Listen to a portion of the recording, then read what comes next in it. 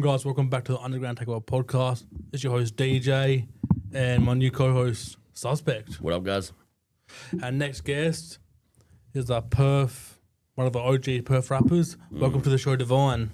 What up, man? Thanks for having me. Hell yeah, Dvine. Looking forward to doing this with you. And thanks for coming through the stew as well, both of you. No Fucking doubt, oath.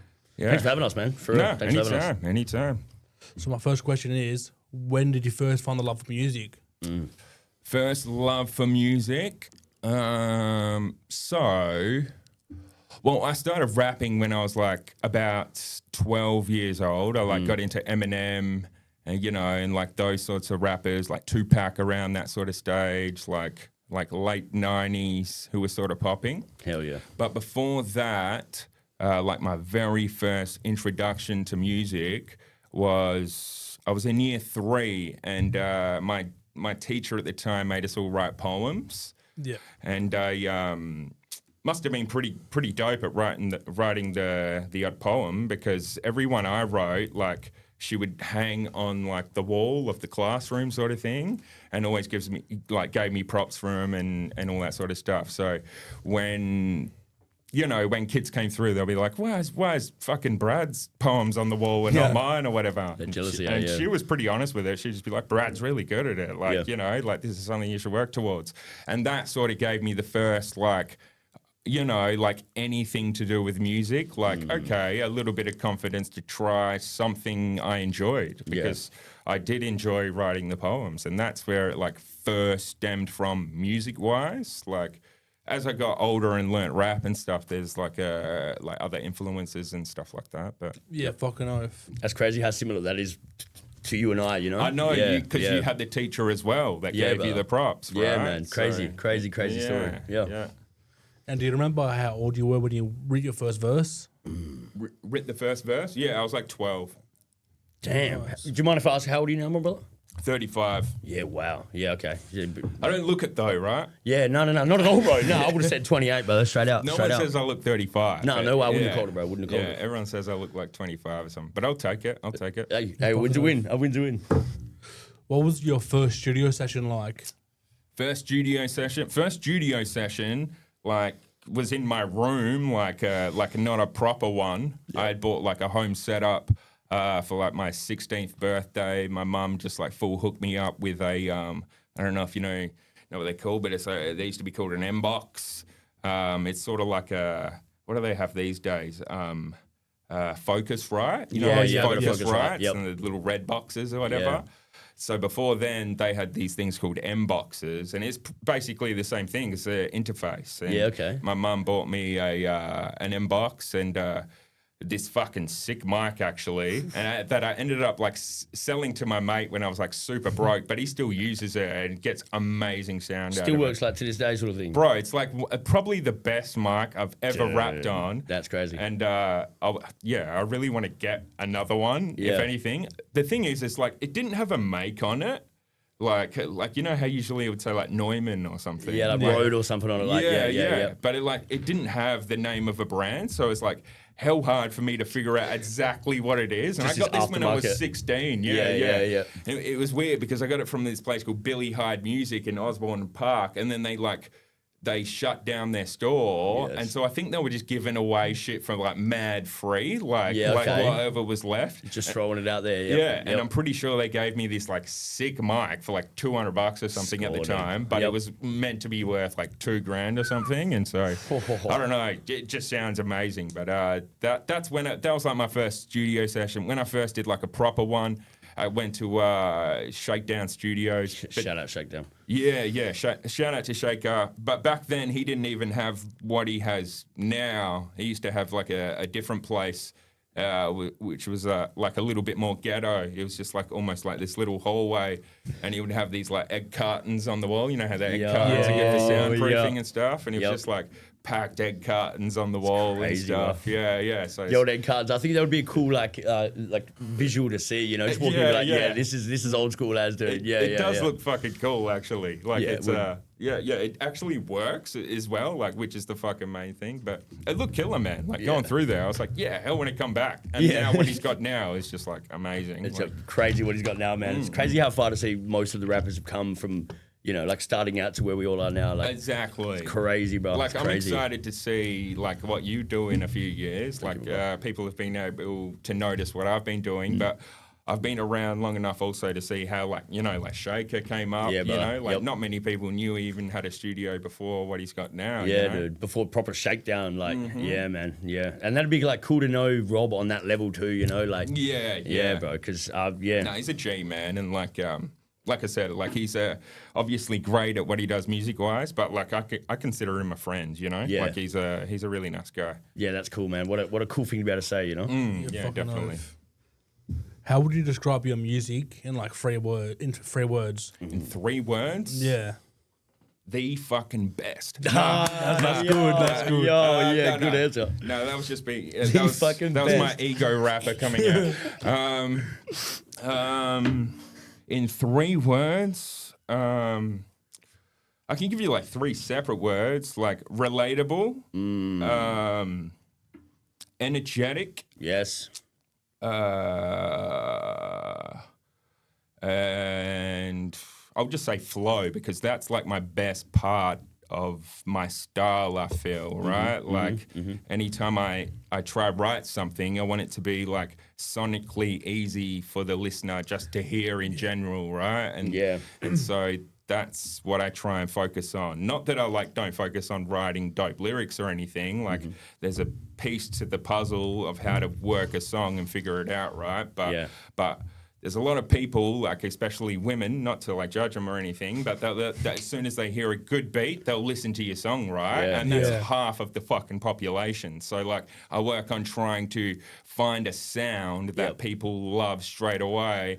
And if you just get on there and you say, you know, like some fucking ghetto shit right from the start, people, Yep. you're going to lose them, you know? Like, so Yeah. I try and make it sonically to your ears, like audio-wise, sound really nice to you, you know? Like just the way I write it, Yep. I want it to come across smooth as. Smooth as. And on that That's- as well, that's- I find it difficult. Like, do you find it difficult because everyone has different styles of music, different tastes, right? So like, you've got to find that to get it out to the masses. Yeah. Like, you know what I mean? You've got to be able to piece together, some people like this, some people like this. So yeah, that's a good answer on that one, I'd say. Yeah, For and, sure, dude. and that's something you have to like figure out as you go, right? Yeah, You know what I yeah. mean? Like, because there's been many a times I like stuck to being a certain way, writing certain songs, and they didn't work out for me, you know? Mm-hmm. Yeah. So I'm like, oh, I need to make a little change and do this, you Yep. know? Like, and then plus I'm very lucky to know some people that are like quite big with their music anyway. And Yeah. it's always good to have that because then you can learn little things off them as Yes. well. And you try and incorporate it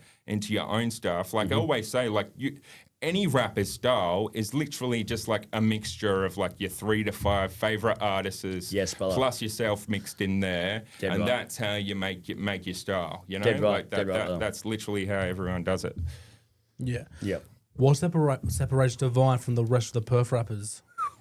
Well, what I try to do more than anyone else is I feel like there's this little gap in the scene, not just in Perth, but in Australia in general, where it's like there's no Drakes or anything in there, and Yeah. and people can hate on Drake. I don't give a fuck. I actually really like Drake, but there's no. What I'm trying to get to is there's no person that's doing like songs backing up females and Yes. doing that sort of sound of style, right? It's always like a grimy trap beat, or it's like, you know, a boom bap, really hard, dark sort of underground song. You know what I mean? Yeah. Like Yeah. everyone's sort of sticking to their own thing, and I feel like there is this little fucking piece in the middle where everyone is just forgetting or not forgetting or just skipping over almost. Where in America, they fill that gap up with a lot of artists and they Yes. fucking kill it. Like the J. Coles, the Drakes, Kendricks do it. Yeah, you know, man. there's Yeah. so many of them that actually do that. And I feel like I'm the only one that sort of does that in Australia. You know, like if you hear my stuff, like fucking 75% of it is usually about a female or something. Not Yeah. because I'm constantly going through female dramas or problems. I'm just trying to cater to that audience because Yeah. there's something there that I think needs to be fulfilled, and Yeah. I'm trying to be the one to fulfill that. So Quote unquote, like that- an untapped market sort of thing. Exactly. Yeah. And so I think that what separates me from the other rappers in Australia. Yeah, fucking oath. Yeah, good answer, man. That was well answered. Yep, I like that. And what song of yours means the most to you personally? Shit. Fuck, man, that's a tough one. I write so much that, like, stuff back in the day, it's, like, even hard for me to remember. But, like, I do this one thing every year, which is where I make a song for my mum on her birthday, right? Oh, wow, yeah. And, like, I think I've released, like, one, maybe two of them. Mm-hmm. But, like, I've got a whole bunch of them. Like, I've been making songs since I was 16, right? So Yeah. I've got, like, 20 of these songs for my mum. Yeah, wow. And I think, like, out of any song I've ever done, they're like the ones that mean the most to me. You know what I mean? Yeah, for sure, They're the ones that I can re-listen to them constantly, and it really means something to me. Plus, the person in the world that I love the most as well. Yeah, you know what I facts. mean? Yeah. Like, so I would say that. Yeah, good. Yep. Yep. I mean, yeah, you've got the skill there, and I low key want to hear those. I really do. I think that would be a very touching and beautiful momentum. I could definitely show them to you, bro. Yeah, for sure, bro. Yeah, We'll do that off camera. Yeah. I got like sure. I said, I got a whole fucking bunch for you, bro. Yeah. I went through your whole, like, not catalog but your Facebook the other night. You know, just got to try to Yeah. prepare for this. And I noticed, bro, you're very consistent with your posting. You know, so how many songs in total do you reckon ballpark you've done? How many songs in total? Yeah, roughly, yeah. If you could put a number on it.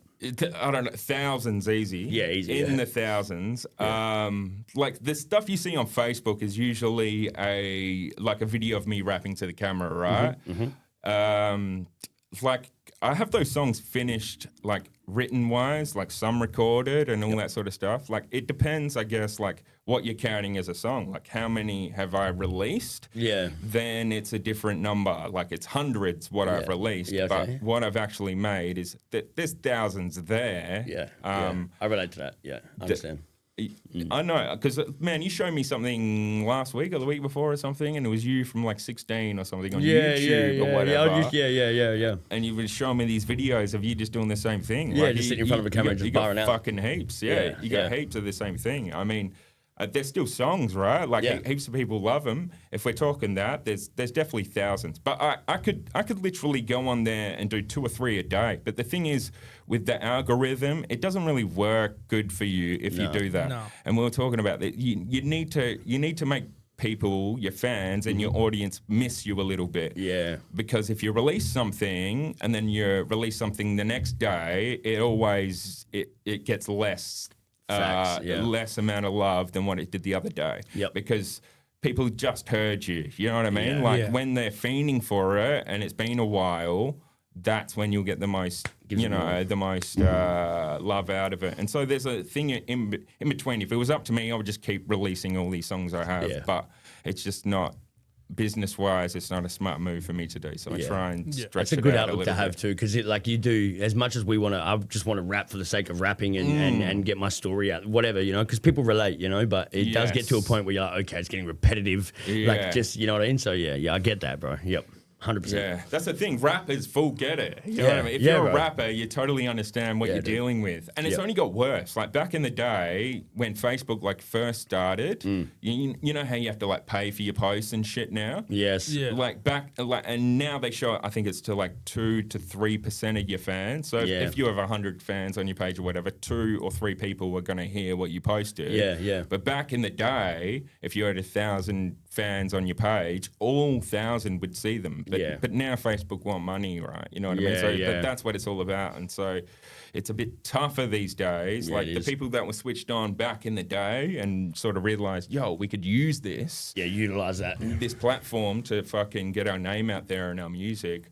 They're the ones that are big now because they were switched on from an early age, right? Yeah, of course. Yep. Yeah, fucking oath. What track of yours should first-time listeners check out first? Sorry, say that one again. What track of yours, if you're a first-time listener of Dvine, what song would you recommend to suss check out? out? Yeah. Okay. I would say sort of something that sums me up would maybe be this song called Stuck in My Head. There's a video clip for it as well. I think it did it back in about 2022. But that sort of sums up my style, I would say. And it's like a good introduction to getting into my music. And the thing is as well about that one, every time I show someone for the first time, they're like, oh, this is fucking sick. Why didn't you show me this before? So it does seem like a good introduction to a song. And like I said, my style, I'm not going to be too rappy where I lose like the masses of like fans that don't listen to hip hop. But it's also like catchy. Yeah. It captures my style, and I feel it's very relatable. And so I feel like there's going to be a lot of people that possibly, potentially could really like that one. You know what I mean? So if I had to choose one, it's this song called "Stuck in My Head." Yeah. Yeah, nice. Do you ever get writer's block? And if you do, how do you deal with it? I do sometimes. And when I do, fucking makes me angry. There's not many things that make me angry, but like when I can't write, I feel like I have to, right? And so if I don't write for like 2 or 3 days, I know you feel the same. Yeah. If I can't write for 2 or 3 days, I feel like I just don't feel the same. I get fucking pissed off. I'm short with people and all that sort of stuff. There are ways I've learned to like deal with it, right? Not like the anger side, but like to get rid of the writer's block, which is so like. If you're a big reader, reading is a good thing to get you out of it. Also, listening to new music, listen to a bunch of new music, you'll get like motivation from that. You also need though, like you can't force it. Is one thing I've learned. Like if you just like I need to get something out, and you just going through YouTube beats and you pick something and you try to write it, it never comes out great. You know what I mean? So there's you need to make sure you're out of that writer's block. Yeah. Never force it. Otherwise, it's just going to be a waste of time. I feel for just becomes this Charlie Foxtrot, this clusterfuck of just like, oh, like I like this beat, I want to write to it, but then, and touching on before, like you have to feel. It's not just, pen and paper and we're just rhyming words. Yes, nah, I've got to feel what I'm writing. You know what I mean? Definitely. So, like, I wholeheartedly understand that, brother. Yeah, no, for sure. What about you? Like, writer's block-wise? Like, for me, so reading and listening to new music is usually the two best for me. Yeah. Like, definitely give it a break as well. Like I said, like, give it a day or two. Like, don't force it. Bit of breathing time, as I said before. Like, breathe and, I just get out in the world, man. Just go live a little bit, you know? Right. Give yourself a different kind of perspective. Like, if you're constantly rapping about the same, go out and do something completely different. Get out of your comfort zone a little bit, you know, and just mix it up. I've got a mate that like, like if he can't write at home, he'll like go sit at the beach, and then like get some inspiration or whatever, and then he'll write, you know, whatever, fucking sitting on a park bench at the beach. You know what I mean? Right, but like that will help him. I think things like work differently for different artists, right? But reading and listening to new music for me is what helps me. Yeah, fucking oath. And what's been one of the biggest hurdles you had to overcome since being in the music industry? The social media side of things, like. Sometimes I'll make a song and I'll be like, yo, this is the one. This is going to blow up. I fucking love this song. I know everyone's going to love it. You know, put a lot of effort into it, money as well. Yes. Like you could put $1,500 into a video clip, you know, like set it at the right time when everyone's on Facebook, do everything you can possibly to make it work. And then you put it out there and then it fucking does nothing. It just completely stiffs. And you're like, what the fuck? Like, that's heartbreaking sometimes, you know? Real disheartening. And it's really hard to choose because usually the songs that you're like, this one's okay, but like, I'm just going to chuck it out there, you know, like not expecting much from it. And then that's the one that like skyrockets, you know? Yeah. So it's like, it's hard to fucking find, especially for me anyway. Yeah. Maybe other artists have a better idea of what to release. But for me, anyway, it's the social media and picking the right track for me. Yeah. Because I seem to like I said, also maybe Australia I don't think is the best target audience for my music. Like if I was in America, I feel like it would be a lot bigger. Yes. Right? Yeah. And so like my music, maybe it's just because when I release it and I don't get the love that I expect because I've been around for a while. I know how about writing a song and what a good song sounds like and what a bad song sounds like. Exactly. All the fundamentals behind it. I feel like when I release something, then I'm like, this is such a good song, and it doesn't get that love. That's like heartbreaking for me, and it's like that's the hard part to get past, because the next day I'll probably be pretty pissed off and be like, yo, I'm fucking quitting. You know, like, I'll fucking just delete this song. Like, fuck this shit. Yeah, there's been plenty of times uploading something and then like didn't get any love and be like, taking this motherfucker down there. Fuck all you. Yeah. Respectfully. Yeah. I get that. I get that as well. Yeah, it's a tough one. Yeah. Good question, bro. Yeah. Who was your biggest inspiration when you first started getting into music? Biggest inspiration, my mum, I would probably say. Beautiful. Yeah, she's always pushed me from like day dot to, and not just pushed me, but like pushed me for whatever I wanted to do, you know, like not just pushed me into anything, but whatever I had interest in, she pushed me. Rapper wise or music wise, definitely bit of belief. I got the privilege of meeting him when I was like a younger kid, around 12 or something like that. Actually, even before, I think I was like 10, and my older brother went to the same school as him. And they were like best mates at the time, and so like Bitter would come round to my house, and he would be making music back then, and he'd show me all these rap songs, right? And back then I just started listening to like, you know, like Eminem, Tupac, and all that sort of stuff. And he'd show me all these new songs, and I'd be like, yo, these are fucking sick. You know, like, and I was like, if he can do it, then I can definitely do it, sort of thing. And so I remember starting to write around that age, and then I would show Bitter these songs, and he'd be like, yo, like, give me props on them, and, you know, like, got me up for shows and all that sort of stuff. And he was a massive influence on my music career, like, once I was, like, fully into it. But actually, like, getting into actually doing something, my mum. Yeah, beautiful. Fucking oath. That's fucking beautiful, man. Yeah. What's your favourite venue to perform at, and what's the reason behind it?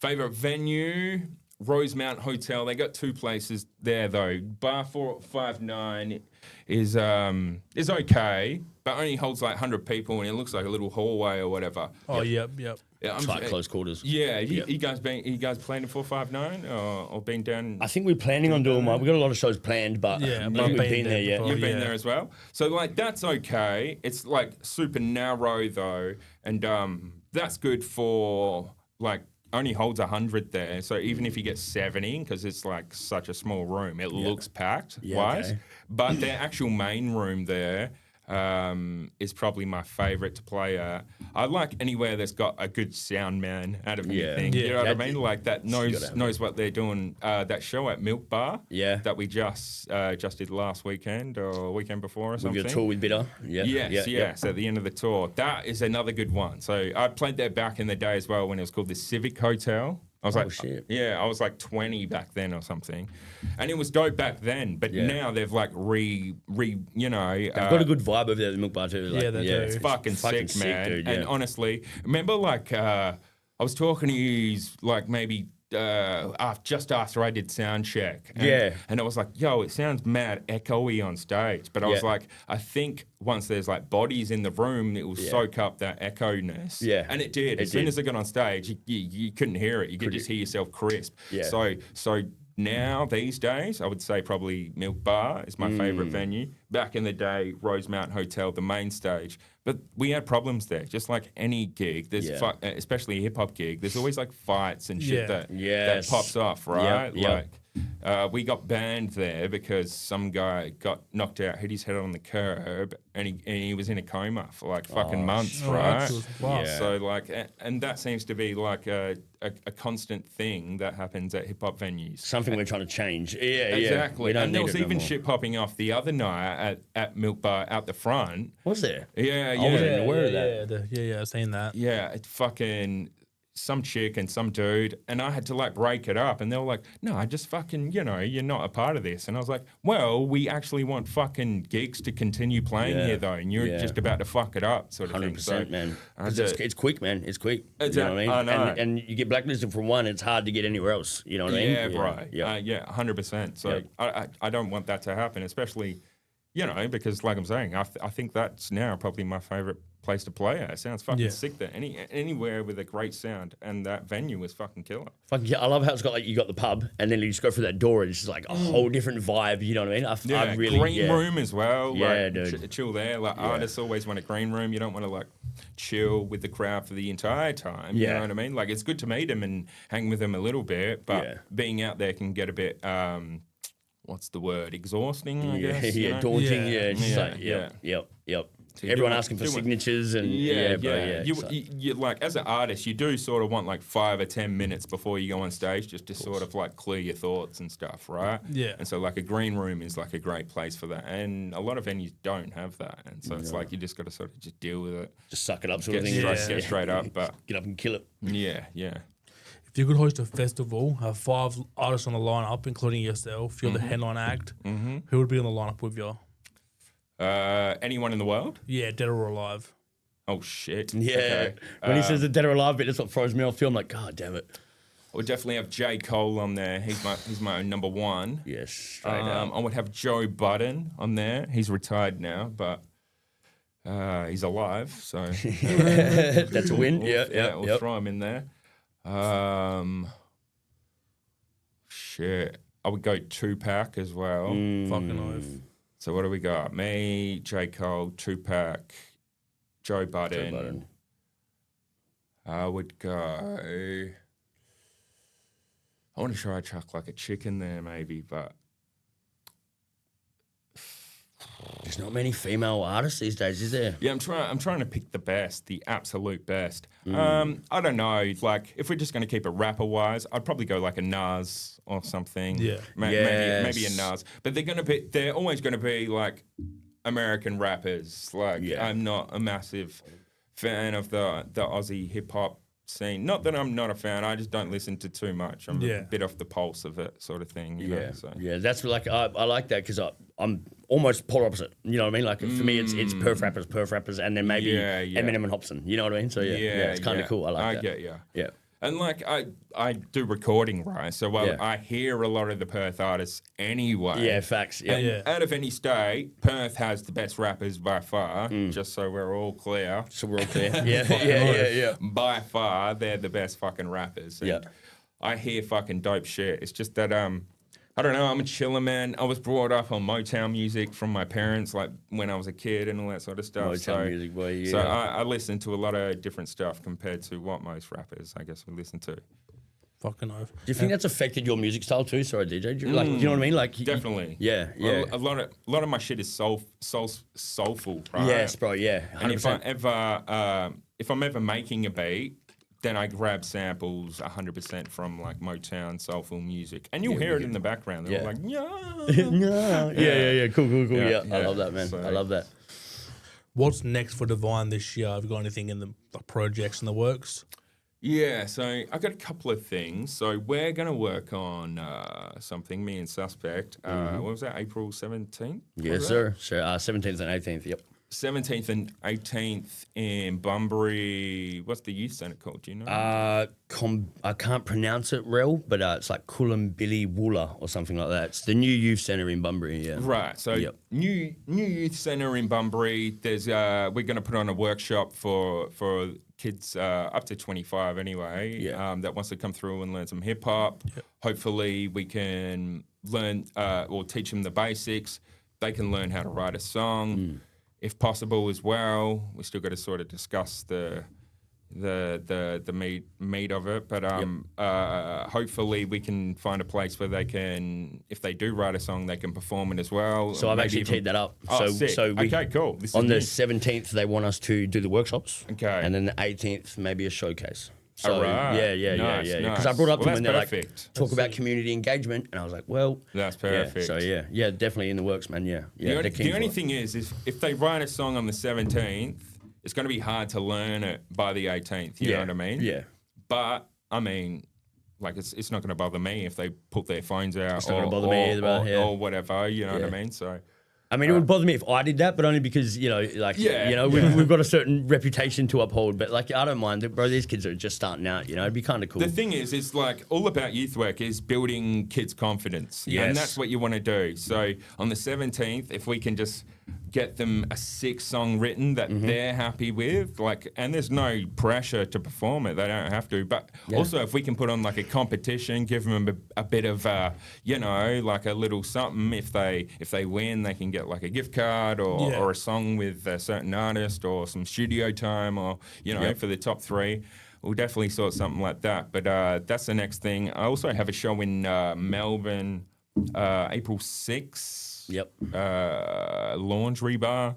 Never played in Melbourne, so that's gonna be a good one. For the rest of the year, though, I was gonna sort of try and get an album out. I was showing you guys songs before. Yeah. I got a fucking whole bunch. I think the hardest part is just choosing which ones I want to release.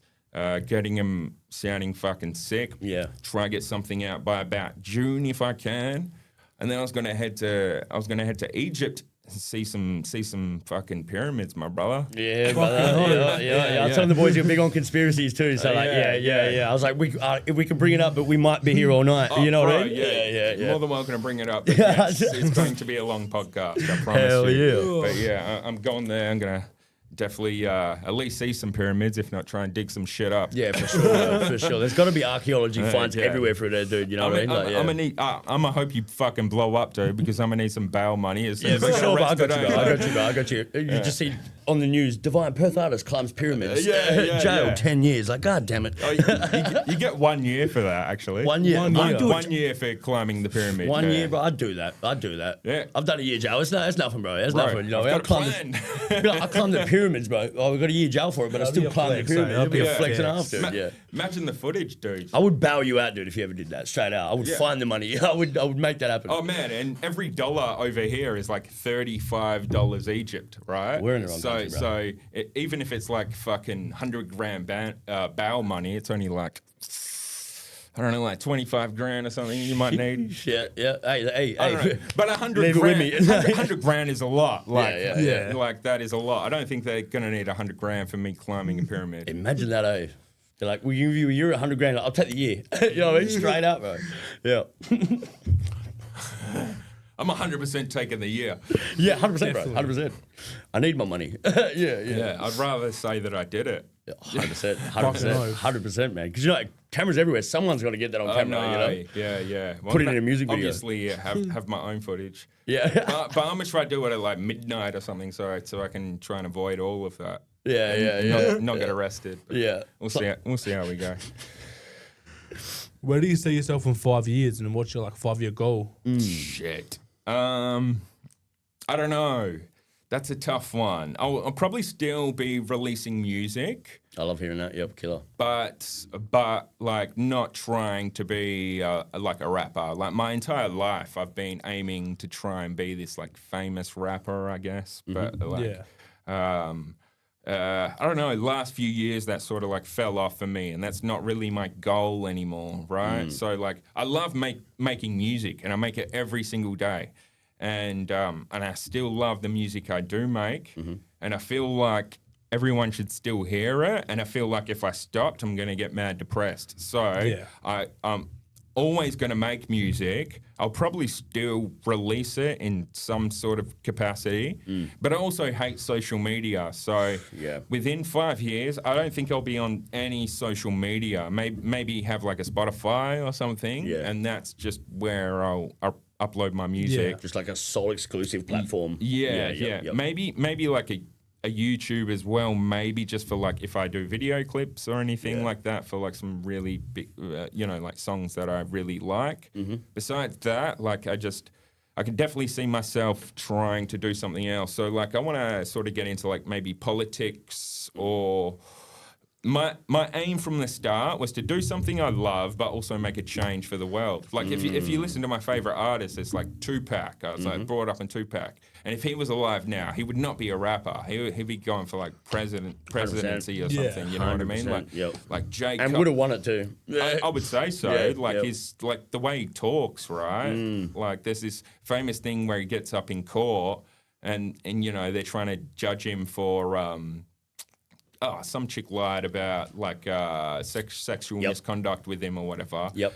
And he's like, even though you're a judge, he's like, you can't judge me. The only person that can is God can judge me. Only God can judge me. Like the fucking crowd, like the court, just fucking zip themselves. Like, you know what I mean? Like he's good with those words, and I feel like I've got a very similar gift. So like, if I can't change the world or the way that I feel I could through music, maybe I can do it through like a politic sort of way and get into something like that. But to even get into that, you have to have a lot of like experience in community work. I've got youth work, luckily, behind me, which is something.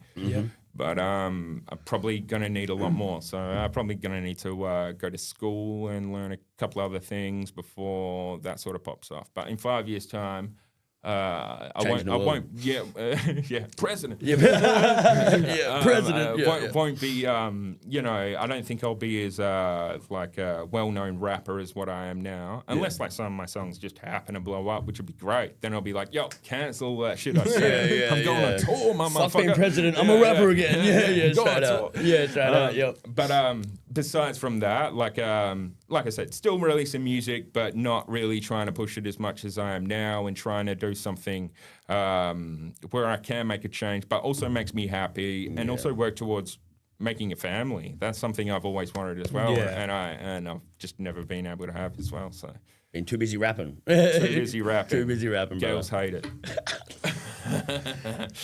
Some of them love it, but you know, I think they like the songs. Yeah. I've noticed with girls too, like most girls that listen to my music, they'll like maybe 1 or 2 bars, and then like, you know, for those of you who never knew my real name, it's Bronson. I used to love the rockin' out of me and Dwayne Johnson. Like a lot of people love that one bar. Yeah. And then I'm like, dude, go listen to Ground Up. Like, go listen to where I'm telling you a story, you know? But they'll remember the one fucking bar I said. Like, women do. They just crack me up, bro. It's so funny, man. Because everyone's got different tastes, as I was saying, you know? So, for sure. Remember what I said before? Like, a chick, it's all beat, man. As soon as they hear the beat, they're like, yes. If they can move to it, bro, it's on, you know what I mean? Yeah. Have you seen that? Yo, wait, this is mad funny. Have you seen that what is it? I think it's like Chris Rock stand-up from like back in the day. Oh, I do love Chris Rock, bro. He's a funny guy. He's got this funny part in it though, and it's like chicks will dance to anything. Yeah. And he's like, you just put a club song on, say anything, and you just be like, yo, smack him with the dick, and they'll just be in there, just like fucking getting low. Just getting thrown it right back. Chicks just do not care. If it's got a banging beat behind it, you fucking got a fan. Yeah, dude. And if one lyric perks up their ears, they'll listen. You know? That's true. That is true. Yep. That's fucking so funny, dude. Fucking Chris Rock. Watch that stand up if you haven't. Run it back, guys. Go watch it. I think it's killer. I think it's called Never Scared if you haven't seen it, by the way. Never Scared.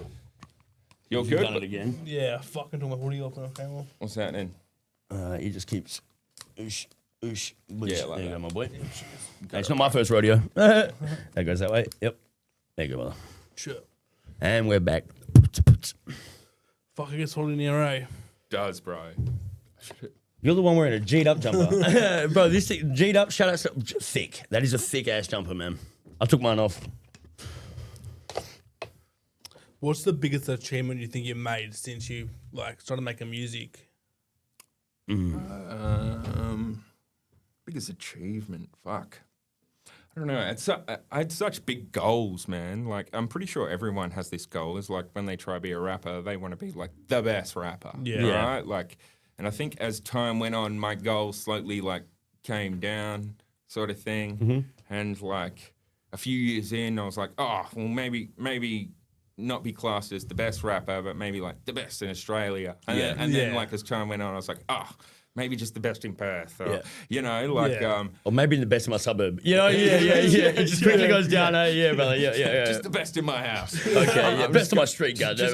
Just going against mum and dad. Like, Dad comes out and just murders you. You're like, God damn it, dude. Yeah. Fuck.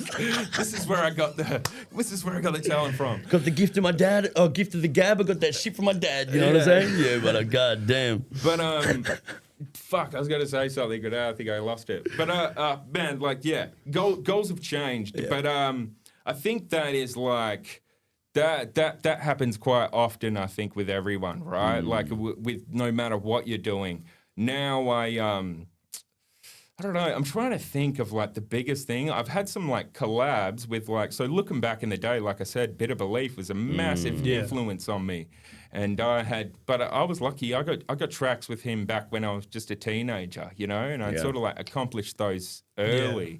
But now if I needed to hit him up for a song, he'd be like straight there for me, no matter what. What you know, a flex, so that's a good thing, you know, like I get the privilege to like hang with like Draft and stuff like that. You know what I mean? Yeah, fucking oath. They're people I looked up to as a kid as well and never thought that would happen. Yeah. Going on tour and doing shows in other cities. And, you know, as my expectations came a bit lower and a bit more realistic, then, you know, I started hitting a bit more goals, I feel.